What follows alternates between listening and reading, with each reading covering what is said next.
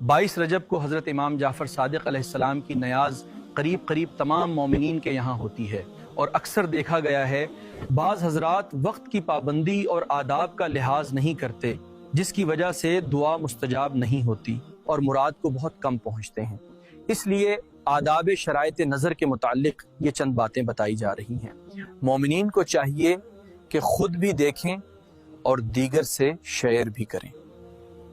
مومنین کو چاہیے کہ 22 رجب بوقت 3 بجے شب اٹھ کر، جس کی صبح 22 رجب ہو، گھر کو صاف ستھرا کر کے پاک چاندنی دری یا فرش جو دستیاب ہو بچھائیں اور لبان سلگھائیں، کہ خود کو پاک و پاکیزہ کریں، خوشبو سے معطر کریں، اور ایک پاک برتن میں پانی لے کر اس پانی سے 1.25 سیر میدا اس قدر چینی ملا کر گوندھ لیں اور ان سب کی 14 پوریاں یا ٹکیاں بنا کر گھی میں تلیں۔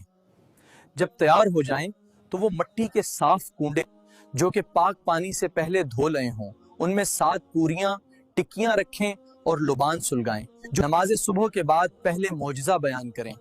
اس کے بعد امام جعفر صادق علیہ السلام کی نیاز دیں اور دعا مانگیں، انشاءاللہ مراد پوری ہوگی۔ اس نیاز کو گھر سے باہر ہرگز نہ نکالیں۔